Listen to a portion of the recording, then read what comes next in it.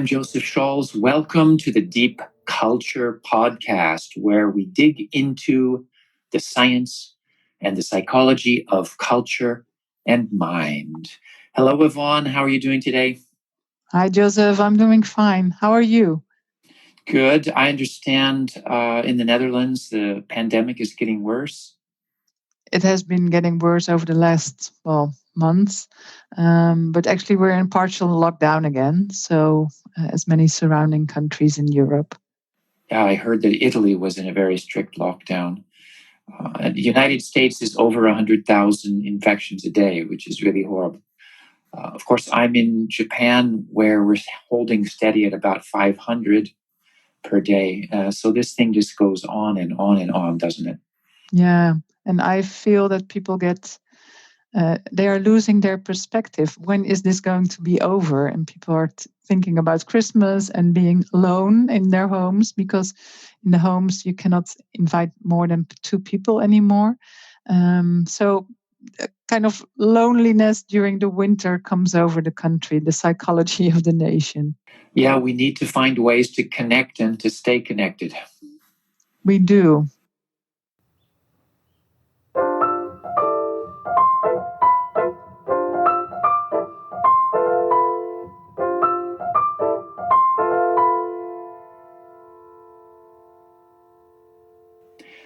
So, in today's episode, we're going to be talking about culture from the brain mind perspective. What does that mean? Yeah, what does it mean? Well, culture, it's not about customs only. It's not about do's and don'ts. It's a very deep part, actually, of who we are. And it shapes us in how we think. And even the structure of the brain is influenced by culture. And sometimes this is also called deep culture. Yeah, and Yvonne, you and I always get excited about the science that is helping us understand this cultural side of the mind and the brain. So we're going to share our excitement a little bit today. Yeah, and it's for anybody who's living and working in a foreign country, growing up between cultural worlds, and but do you need to learn about it? And if you're working as an intercultural trainer or teaching intercultural communication, you should definitely learn about the brain-mind sciences.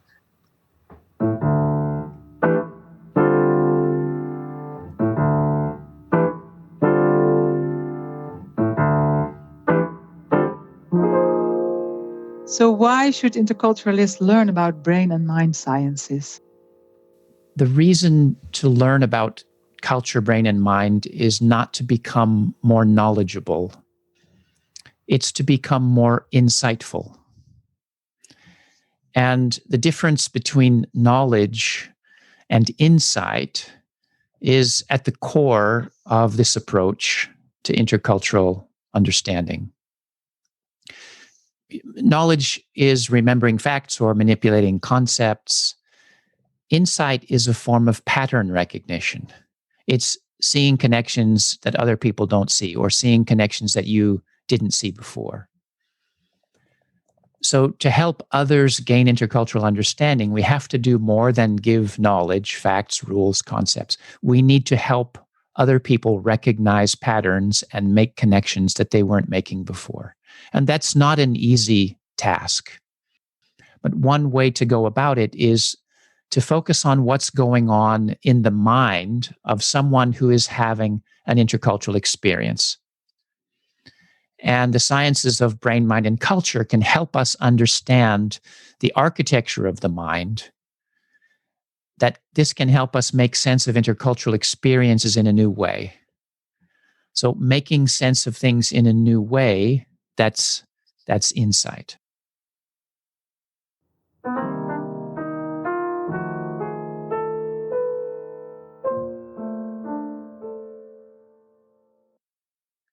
When we are talking about traveling or living in a foreign country, what do you mean by insight? Well, this expression, the aha moment, feeling of like, I got it. I mean, that's insight. Like, I remember when I had been in Japan about 2 years, I had trouble understanding this particular word called nakama. I heard a group of people talking, and one of them said, oh, nakama ni irete yo, which means put me in the nakama.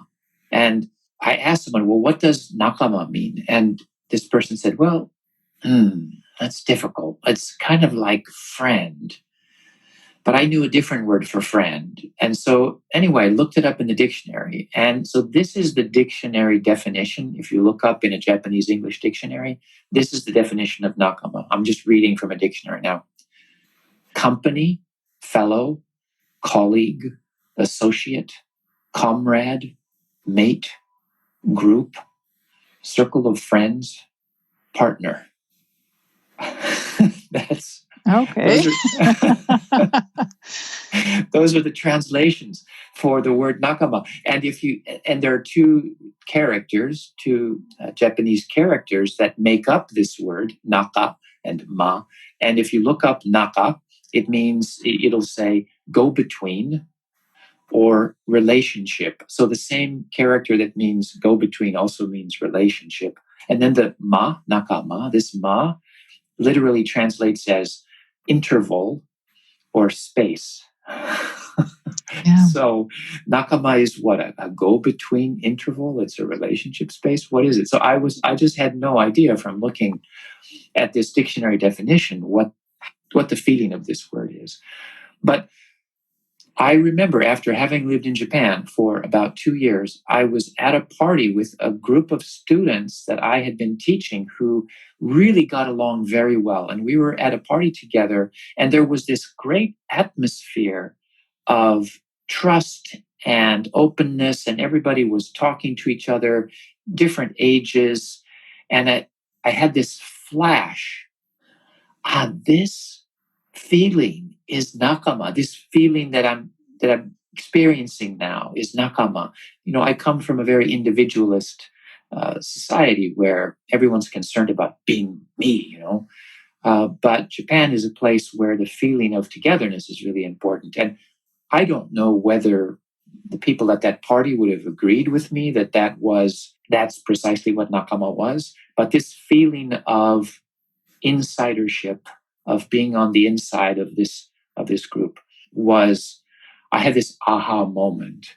And so when we're in a foreign country or we have foreign experiences, I think a lot of people have these aha moments.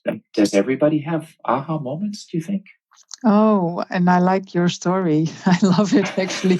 And especially this moment of a flash. And I think many people have that, although maybe not everybody sees this as a flash that is meaningful or deeply meaningful. But sometimes they can recall it back even years later. And, one memory I have is thinking back of the time I lived in the inner city of The Hague and having these neighbors with Moroccan background, Turkish backgrounds, and especially with the ladies, we had great connections. But it was only in the moment that I left that house, and it was a rental house at the time, and that they approached me differently, and that was an interesting to notice myself as well, like what's happening here, and what they actually asked me a favor if their children about to be married could have my house. So it was very personal, and I was like, at that moment I sensed this felt sense of, but this is like, there's this corporation, this housing corporation that deals with these kind of issues. It's not me. So I felt my inner task orientation, although I still felt very much connected to them as my dear neighbors. But that, of course, you can know cognitively about relationship orientation and task orientation. And at the time, I felt my own task orientation in this sense.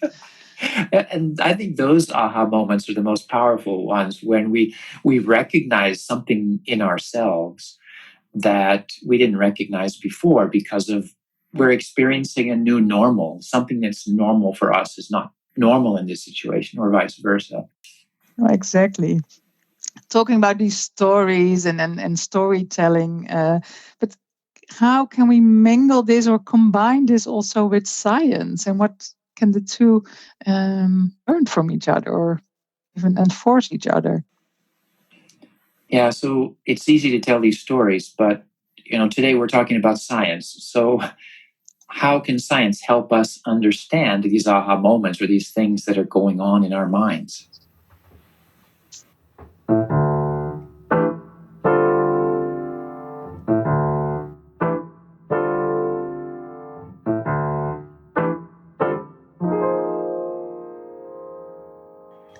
And well, let's start first with the empirical foundation of our work. And actually, there's a huge amount of literature out there. When I visited Tokyo, I entered Joseph's office and I saw these enormous bookshelves with all those titles and just look at it. It's amazing how many fields, and these are also overlapping fields, inform our work. And Joseph, could you shed a light on all these in the terminology actually that's being used? Yes. So there are a number of overlapping fields when we're talking about brain, mind, and culture sciences. And they include cultural neuroscience, cognitive neuroscience, cultural psychology, cognitive psychology, social psychology, neurolinguistics. And there are no clear separation between these different fields, but they are all contributing insights that I think are very useful for interculturalists. And I will be quite direct. I spent a number of years in the field of intercultural communication feeling like there was nothing new, like there were no new approaches and very little new theory. And what I started to discover was that the interesting work was being done in other fields. And there was fascinating work. And once I started looking into that, the more I looked, the more I found. So some of the things that I found were these different areas which were helping us to answer a number of basic questions.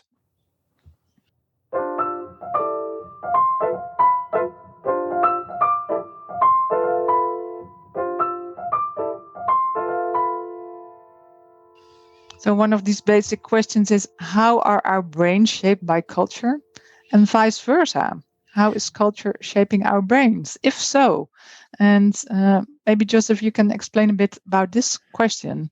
Well, some people have the idea that we all have the same biology, therefore everywhere in the world, everyone's brains is going to be the same. It's not that simple. Our brain and our cognitive processes are shaped by the environment, and understanding the interrelation between nature and nurture and how cognition develops is one of the areas of neuroscience and cultural neuroscience. Yeah, and then another main question is, how does our unconscious mind work? And many of you might be familiar with the work of Nobel Prize winner, scholar Daniel Kahneman. And then his book has this excellent title, Thinking Fast and Slow. And that means a lot, doesn't it, Joseph? Yes, we're familiar with the iceberg metaphor that culture is largely unconscious. But what is the structure of the unconscious mind is there's an enormous amount of new research in this area. And Daniel Kahneman was applying that to economics. And what we're doing is applying that to intercultural questions, particularly dual process theories of mind, looking at the differences between more conscious and unconscious forms of cognition.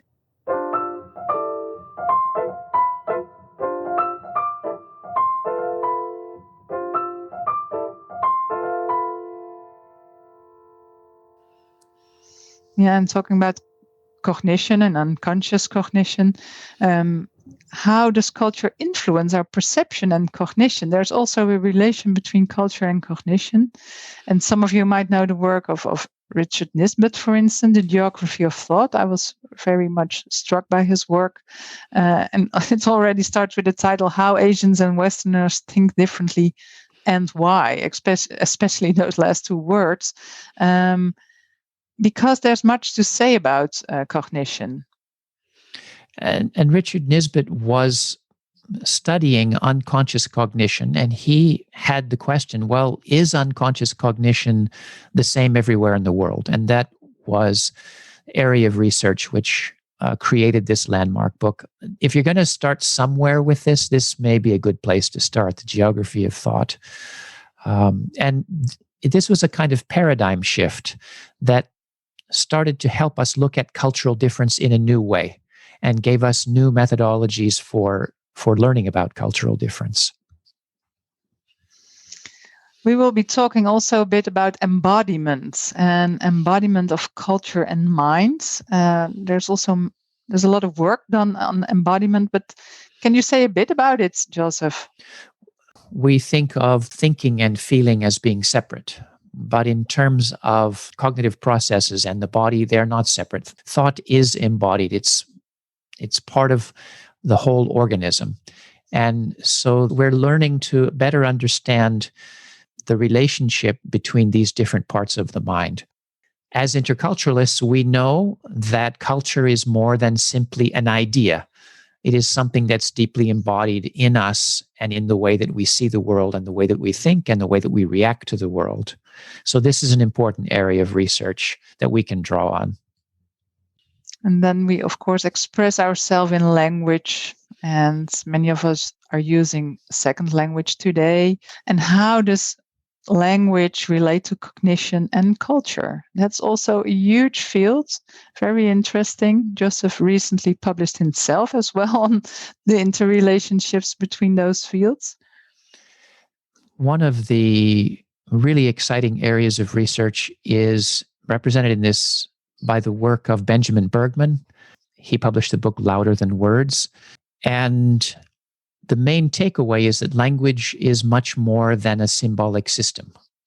That when we use language, we're actually creating an embodied simulation of experience.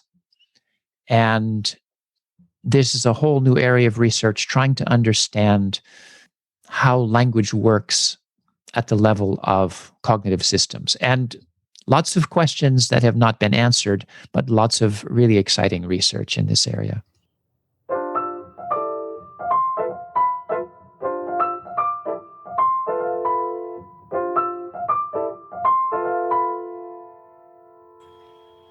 And I just continue with the next question, which is about, well, how networked are we? And actually, how are we collectively networked with other people? We are not alone in this world. You know, we're human beings and social beings. Yes, our brains evolved in the context of community. And there's a whole area of neuroscience which seeks to understand this collective element of cognitive function and the evolution of the brain. And many of you are working in the field as an educator, a trainer, working with students or participants in, well, whatever context. So learning is another area where there's a lot of interesting work going on. And the brain, of course, is interesting. How do we learn? And what makes learning impactful? And how do we learn about culture? So there is a whole new area of research, educational neuroscience, which tries to understand the embodied cognitive processes of learning. This has also being applied to intercultural experiences. My book, The Intercultural Mind, was looking at the relationship between cultural learning and cognition. What are the effects of us on our mind and our cognition? And last but not least, bias. And it's one of my favorites, I must say. What are our biases and blind spots? One of the most fascinating takeaways with this area of research is that the word bias isn't really suited. Bias makes it sound as though there's something wrong. In fact, bias is simply a product of the way that our brain is structured. It's structured for efficiency, for making quick decisions, for being good enough to survive. And once we understand more about the cognitive structure of bias, we can see that it's natural. It doesn't mean it's good, but it's natural. And there's a tremendous amount of research that's really directly related to the kind of work that intercultural educators and trainers are doing.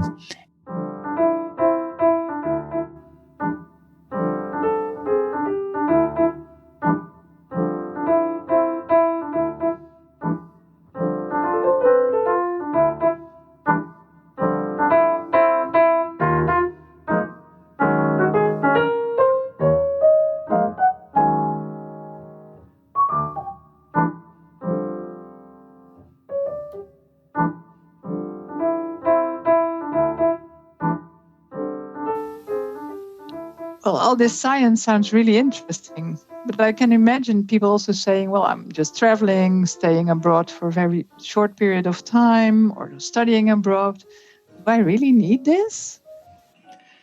Well, no, but if Okay. you're interested, right? I mean, no, of course not. You can go to a resort and lie on the beach all day in a foreign country, and that's fine if that's what you want to do.